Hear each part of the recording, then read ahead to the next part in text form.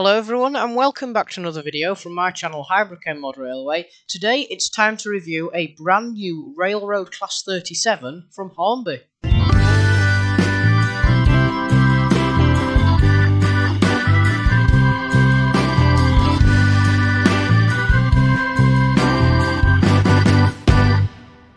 On this channel I've made various attempts at making reviews before, and I admit none of which I've been happy with due to the terrible decisions that I made during the filming of them. They were always rushed, unprepared, messy, and the final product ended up being far too waffly. 55 minutes for one video, I seem to recall. Even in the event I actually got a review filmed, it would be plagued with editing errors, as back then I was editing on mobile. DaVinci Resolve to the rescue! No more of that nonsense. Today's review will hopefully set in stone the format I wish to use for all reviews, and I've split it up into categories to make it easier for me to know that I've covered everything. Chapters have also been added to the video, so if you look down at the YouTube video timeline, you should be able to skip through to the bits that are of an interest to you. The basic outline of these reviews will however be as follows: Introduction, why did I buy it, place of order, price, packaging, delivery, class stats, details and key features, mechanism, running characteristics, running session, and a conclusion. One final thing that I should mention is that I'm going to try to keep these reviews under 25 minutes long, although I've no real idea how long things will be until I jump into the editor. I should say as well, because this is my first one, I may still be figuring a few things out, so we may end up running slightly over, but as long as it's in that ballpark, I'm not too concerned. Anyway, before we arrive at the station called Waffling, I will stop waffling and get on with the review. Let's crack on! The locomotive I'm going to be reviewing today is the Hornby Railroad Plus Class 37, number 37116, Comet, which was announced in Hornby's 2022 range launch in January of last year. Now, I've been mentioning for a while that scenery is the priority on Liveried, and yes, of course, it still is, but it's the livery of this locomotive that made me want to buy it. Ordinarily, if you wanted to get a Class 37 in BR large logo blue with the yellow cab ends and black cab surrounds, which is my favourite livery for the 37, you turned to Bachmann or Helgen, and hence you needed to remortgage your house. I'd been looking for this livery for quite some time and couldn't find for the life of me one that wasn't ludicrously expensive. And, like a light shining down upon me from the heavens, Hornby announced this model in the livery I wanted for a great price. Let's say it only took about 30 minutes for me to pre-order the thing. I ordered the model directly from Hornby because, as I'm sure all of us in the hobby are aware, there have been issues in the past with Hornby cancelling pre-orders to retailers, and I really didn't want to find out in a year's time that my order had been cancelled and I'd missed out on this loco. So I went straight to Hornby and I paid the full price. To be honest, the retailers were selling it for around the £87 mark, and with the delivery charges and such added, it came pretty close to the £96.99 I paid at Hornby. Plus, Hornby have introduced their new Hobby Rewards scheme, so the difference really was negligible. The model was delivered on the 10th of March by DPD, and I have to say it was packaged very well. A large cardboard box with a smaller cardboard box on the inside. The smaller box was thoroughly wrapped with multiple layers of bubble wrap, and the loco box was inside of this, again wrapped thoroughly in bubble wrap. It's pretty standard stuff from this point onwards, the familiar polystyrene tray in the railroad box with a protective plastic slip and film preventing the loco body from being rubbed up. All perfectly acceptable, I'd say. Just before we begin looking at some of the model's detail, I'll give you a 30-second slice of the Class 37's history. The Class 37 is a 1,750 horsepower diesel-electric locomotive, also known as the English Electric Type 3, built between 1960 and 1965, with a total of 309 being produced. They bear a strong resemblance to other English electric designs, such as the Class 40 and Baby Deltic Class 23. Class 37s were designed for both passenger and freight work, and received extensive overhauls in the 1980s to further prolong their life, being used as recently as 2010 for passenger work on the Cumbrian coastline. They are still frequently seen on the main line today in regular freight work, and are a common sight on West Coast Railways tours, and as a backup loco for other steam-hauled tours. The 37s were nicknamed tractors owing to the distinct sound of their engines. However, as dedicated viewers of my channel will know, I nicknamed them the Passats after my grandparents' old but well looked after ex-reg Volkswagen Passat, again due to the similar noise it emits. That's a quick little bit of history for you. Now let's take a look at some of the model's detail. I have to say that the detail on this model, compared with some of my other diesels, such as my Class 31 Floriat Salopia, at first it appears to be lacking. There are no etched grills, no tiny little metal handrails, and most certainly the doors cannot be posed open. However, you have to remember that the 31 goes for a whopping £218 on Hornby.com, and that's before you add on the weathering that mine has and the working fan I fitted into it. When you present it like this, the detail on this Railroad Class 37, at least to me, is at a perfectly reasonable level, and I don't think for 1 second that I've been misled or ripped off. I'm happy to have a reduced price model at a cost of detail if it means that in a world of increasing expenses, modellers like me can still buy something that is affordable. So let's zoom in on the model and I'll point out some of the features. First, I think the finish and colours themselves are spot on this model. The blue seems to be perfect, it's a very rich and vivid shade. The yellow seems to be well matched too, not too greeny or too golden looking, and of course the black cab surrounds, the black is just black. The finish of the paintwork is to be commended as well. It's a lovely satin finish that does reflect some of the light back at certain angles. The body is entirely made from plastic, but the nice finish does add a quality touch. It is noticeable, however, on the model that the clips that hold the body on are glaringly obvious. Screws would have been a much better choice. To begin the proper detail analysis, we'll take a look at the side of the model. In this case, we'll just look at the left to save time, as left and right are identical. Moving from left to right on the model, we have a front grille on the nose end of the loco, which looks reasonably effective, and the slats behind have been darkened to give it an element of depth. The reddy orange lining around the bottom cab forward windows runs up and down the side of the model and is of consistent thickness, but unfortunately there is some grey paint bleed showing below the lining. The cab door has been nicely done with the handrails, despite just being moulded, looking reasonably effective as they've been picked out in a metallic grey paint. Even the intricate door handles have been done, although one on the other side of the model has not been done to quite the same standard as the others.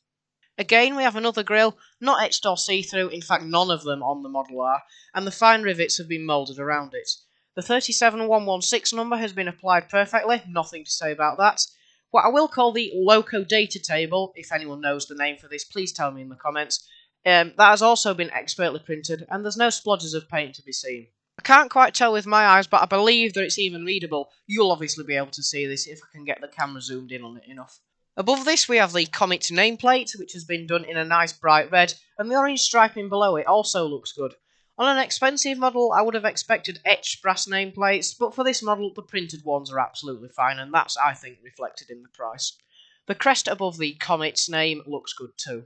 Further back, we have a high voltage warning sign. Despite the tiny size, it's obvious what it is, and again, I can make out the writing on it. You can see there it says danger, so good marks for Hornby there. No messiness regarding the application of that either. We have an access door, ladder rungs, and a series of grills which have been modelled well, not etched as before, but they do the job and break up the loco body nicely. The large British Rail logo looks fantastic. It's been very cleanly applied, and there is no paint bleed into that top grille either, which I was honestly expecting because of the orange roof level lining we discussed but a moment ago. More glazing, the other cab door, and the rail freight logo follow on from this, being done to the same high standard as the rest of the printed details on the loco. To finish, we have another nose-end grille, looking even better, I'd say, than the first. Again, it's been darkened to show some detail and depth. I'm honestly surprised how well moulded ones have worked, particularly on the yellow section of the body. Moving on to the front side, again we'll just look at one end of the locomotive as both are identical. The black cab surround paintwork edges do look a little fuzzy and a bit mismatched and not quite clean when up close. On the other hand though, the transition from black to grey for the roof does look much better. That is a solid stark line. The same high quality printed warning signs feature again, with two small vents, still looking incredible despite their tiny size, but unfortunately we do have a stray fleck of black paint visible on the yellow here. The doors moulded into the front of the nose end are very effective, and the hinges have been carefully thought out about too. No clumsy plastic blobs here. The moulded lamp irons don't look as good. They could have in fact done with sticking out from the body a little further. The split headcode boxes are satisfactory, and the plastic mock headlamps actually fooled me into thinking this model had working lights, but more on this later. The tail lights look less impressive as they are just splots of red paint on plastic. As well, there are no cabs, and there's no cab detail on this model, which is a shame. Even just a basic attempt at the rough outline of the instruments and controls would have been a welcome feature. The 37's roof is dominated by the incredible look of the roof fan. I've never seen a moulded fan look as detailed as this. It looks super realistic, and the sense of depth and quality is amazing. The fine grille over the top aids in this too. You almost think that if you shone a light down there, you'd be able to see into the model's internals, but as you can see here, there is no gap on the inside. Seriously though, Hornby have excelled themselves on this aspect, because the roof is something that gets looked down a lot when playing trains. It makes sense to make it this detailed, and especially with that roof fan. You might say, oh well, they could have put an actual dummy one into it, but that's just unnecessary. The model only costs £97. In fact, that'd be more annoying because I'd be sat here saying, oh well, they could have done X, Y, Z, and then the fan would have actually worked. No. I'm happy with the one we have here. Anyway, moving on. Rivets are aplenty on the loco roof, and they add important definition to the engine access covers, which I have to say have been done just right. The exhausts are actually slots cut into the roof, so with the body off you can see daylight through them, which is nice. I found on other models, such as my old Lima Class 66, that a recessed circle just sort of inset in there looks awful, so I'm glad to see we have actually got slots here. We also have a few other spots of detail dotted on the roof as well. I'm going to move on to some more general areas of detail now, and I'm slightly irritated to see that the buffer beams have been neglected. Moulded plastic buffers and the lack of vacuum/brake pipes/pipes and equipment in general really does leave this area looking bland.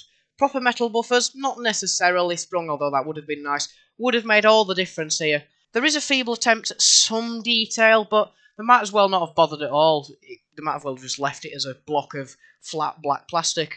The bogies are definitely the most detail-dense part of this model, despite being the least obvious. The springs, axle boxes, brake rigging and pipework has all been intricately modelled, and this looks fantastic even when close up. There are no separately fitted sandpipes, however, as I discovered with my 31, these just drop off even just thinking about them, so I'm not missing them on this model at all in the slightest. Finally, the windows are not separately glazed, rather grouped together in blocks of plastic glazing, which is not necessarily a bad thing, as you can't tell from the outside. In addition, this reduces the chance of windows popping out, which has happened to me on some of my other models before, and has been quite frustrating to put right again. I think it's now time that we talk about the mechanism, and it's evident that Hornby is still using, at the very least, a variation of the old Lima design, which works but makes access to parts and access for servicing extremely difficult. First of all, the body comes off with clips situated under the cab doors and in the centre of the loco body, which have to be carefully levered off whilst bending the body outwards to allow the chassis to drop out. I really hate clips. 4 to 8 screws screwed into metal inserts situated on the underside of the loco roof where, may I add, there is ample room, would have done the same job and wouldn't risk you snapping chunks of the body off in what is, I find to be quite a risky procedure. Anyway, we have what we have. The body lifts off in one piece to reveal a plastic chassis, which is disappointing. The model weighs very little and feels a little cheap and plasticky, although some attempt has been made to add, albeit not a great deal of, weight via a metal block in the middle. There lies space for a speaker, and just to the right is the 8-pin DCC decoder socket and blanking plate, because as you know, I run on DC. It doesn't come DCC fitted, I should add, as well.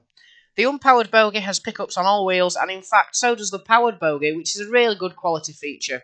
Wire management is done via blobs of black tack, not exactly the most elegant or service-friendly method. We can also see now that we have the body off that the actual plastic inserts have been made for the headlamps, which is irritating. Hornby went to the trouble of making these so it looked realistic from the outside, and as I mentioned earlier, it fooled me into thinking they were actual LEDs, so I can't understand why they didn't just put LEDs in there instead. It would have been nice if they did something like what they did with their Class 92 they released a while ago, and maybe even just had headlights working at one end. That would have been much better. Onto the motor bogie, and I'm not going to try and disassemble this because it is notoriously difficult. In fact, I remember seeing a video of one of Hornby's own service team completely wreck the moulding on one, owing to the ludicrous design. I'll only ever dismantle this when oil needs putting on the gears, as it will be a pain in the backside to do. However, I can tell you, or rather the Hornby website can tell you, that the motor is a 5-pole skew-wound motor that is inside the casing. You may just be able to see it in that shot there. We can't see if there's a flywheel or not, but we know there isn't, and there is just not enough room to fit one in. A shame, as a different motor design and different power bogie design would have helped with a more realistic deceleration of a model that is very lightweight. A slower time to come to a stop would have made the model feel just that little bit more quality. We can see that a capacitor has been added to the motor, so this should help reduce arcing on the commutator and preserve the life of it, which you want to be doing with something as difficult to get into as this. The motor bogie also has all-wheel pickup, which should mean that continuity with the track should be flawless. and will stop stuttering even over the largest sets of points, as we will test later. Unfortunately, only 4 of the wheels of this model are driven, meaning that Hornby have had to use traction tyres on 2 of them to increase pulling power, and traction tyres are things which I despise immensely. They wear out, they have to be replaced, they prevent wheel slip and therefore reduce realism, they can cause burnouts, and a whole host of other reasons is why the model railway community is pretty much unanimous in agreement that the traction tyre should not ever be used, unless it's a tiny little model like Stephenson's Rocket, and that's okay in that sense. The model is large enough and roomy enough to have a metal chassis and a centrally mounted motor with drive shafts to power all 12 wheels, which would have been a much better solution. Even for £97 I find this irritating, as the mechanism in this model is not particularly quality, and I, to be honest, feel a little cheated that Hornby are still closely following how Lima did the mechanisms in their models. I'd perhaps argue it's a little worse, as at least Lima's pancake motors were easy to service. Both bogies have a good amount of horizontal and vertical rotation, meaning that on gradients and rough track work and tight curves, this model should run without problems. It does actually say on the box, as I will have showed you earlier, minimum radius 438mm, which means second radius, and that's acceptable enough. There is another kick in the shins with the mechanism in this model, and it's that both bogie frames are clipped on, which is very frustrating. I'm not going to try and remove these for fear of breaking them, although I will just have to remove the motor bogie frame at some point in future to add lubricant to the gears. I just wish Hornby would use screws. Access is so much easier and servicing is infinitely more enjoyable for us the customer for a few pence extra a model for some screws. More bad news though, as even though I cannot access the inside the bogies, I can see from the outside there are no metal bearings on the axis of the wheels. The axles just sit into the plastic of the bogie chassis, which is absolutely terrible. Friction will be increased, and with that, wear and tear. It will also affect the pulling power of this model, alongside the lack of weight and the small number of driving wheels, so I shall be interested to see how it gets on with a rake of coaches later. Bearings should be, and are pretty much now, an industry standard on model locomotives. I cannot understand why any manufacturer bringing out a new model would choose not to use them. Overall, the mechanism of this model on paper is not exactly spiffing. It's outdated, difficult to service, and lacks several key important features. However, if the model runs fine and doesn't give me any problems, then I can't knock it down too much, can I? So, let's get the Class 37 Comet onto the track for the very first time to see how it runs. So then, it's the moment you've all been waiting for. It's finally time to get the Class 37 Comet down onto the track to see how it performs. But it has not yet been run in, so first we shall need to do that. Other than a quick 2-lap run round the layout just to make sure there wasn't some major manufacturing flaw, this hasn't been run by me for an extended duration at all. I've checked the instructions, they don't mention anything about running in. I know some manufacturers recommend 30 minutes in either direction, but I'm going to do 1 hour just to give it the best chance so the lubrication can get around the system and the gears and stuff like that can bed in. So, let's go.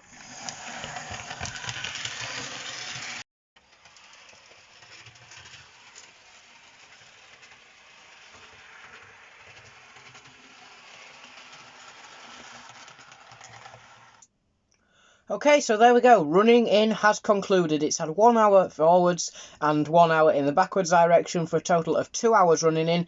Now I think it's time we test the smoothness and slow speed capabilities of the 37. Just so that the record is set, all slow speed tests will be performed on the outer, the 4th radius line. Obviously the 4th radius line is using the same controller, but as the benchmark, as the control variable one might call it, we will always do the slow speed testing on the outside line. So let's see how the 37 does. We'll set it to backwards, got a bit more room on the camera there, and I'll slowly crank it up.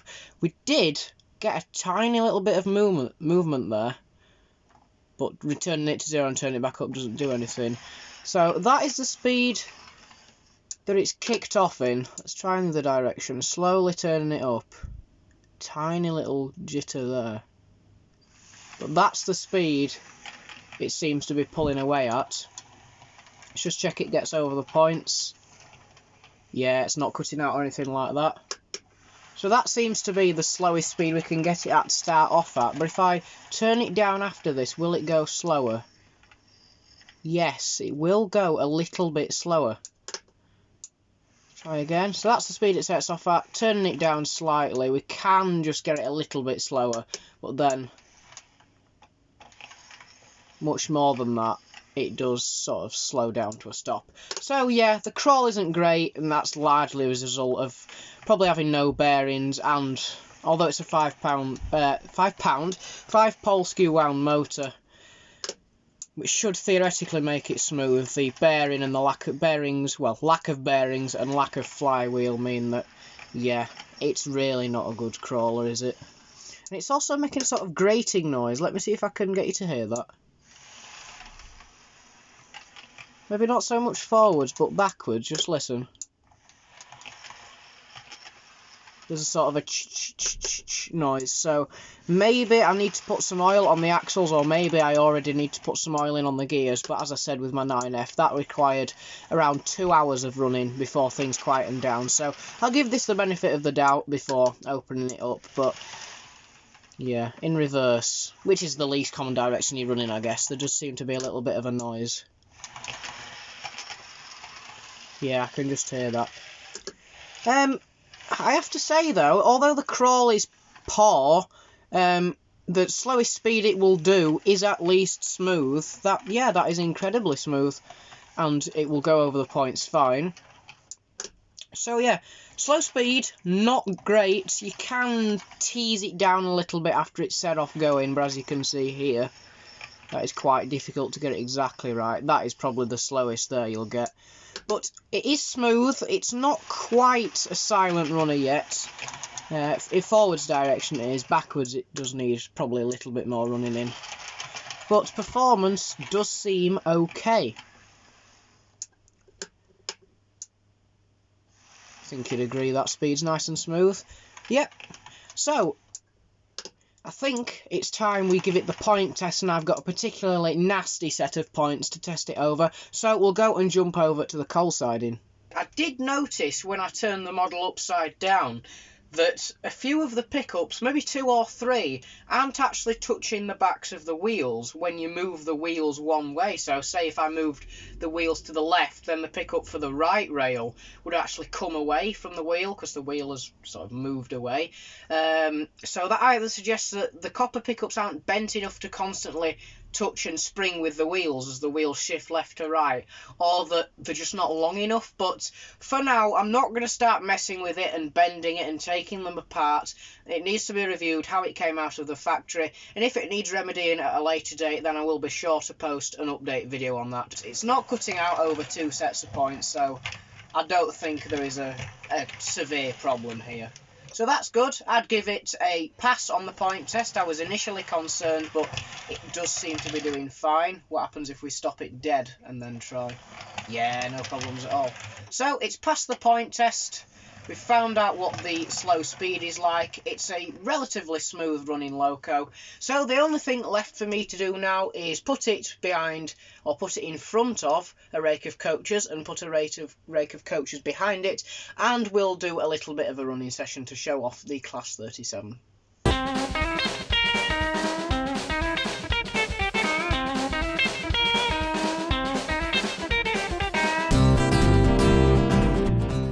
So I've set up a rail tour-esque train. We've got 4 Pullmans, 1 Triangle Maroon coach and 2 mainline blood and custard coaches. I haven't got any intercity coaches, which would have been nice to put with something like this, and I really didn't want to chuck the Virgin Mark IV coaches, the HST coaches, behind it. So I've put together a rail tour-esque formation, 7 coaches total, so we shall see how the 37 handles that. So set the direction to forwards and see if it can manage its wheel slipping. It may be okay once it gets going, we shall have to see. Aside from a little bit of wheel slip though, it is pulling the train. So we'll monitor it throughout the running session. Enjoy.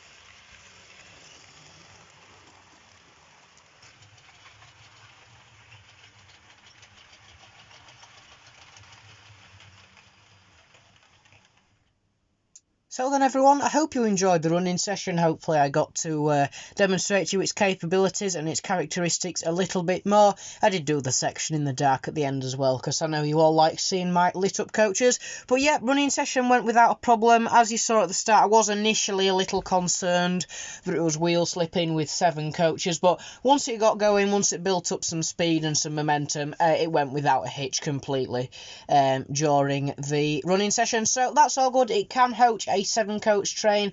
3 of the coaches on this train, though, do have plastic wheels, so that might have been a problem when it was first starting up. If you've got more free rolling coaches, more modern ones than mine, then obviously your mileage may vary. But for me, 7 coaches is the longest train I'll ever be running, and it actually exceeds the length of my platform, so even at that point it's unlikely.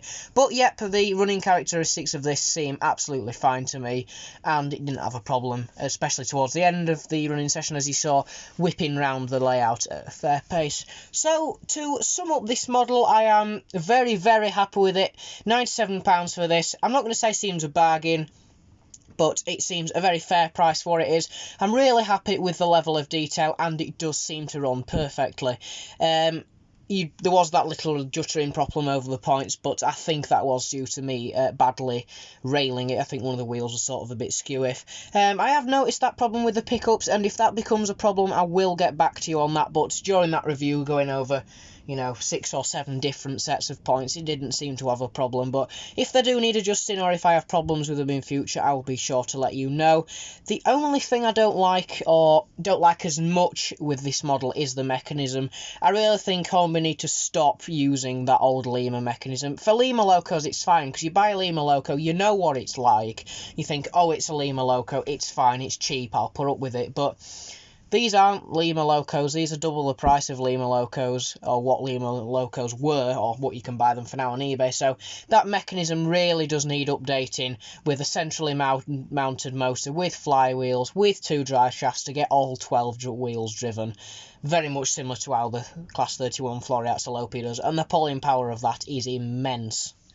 Metal chassis would also be nice, and working lights I think are things I would like to see if Hornby redid this model, or on their next batch of 37s, or 47s actually, works the same for both, that I'd like to see.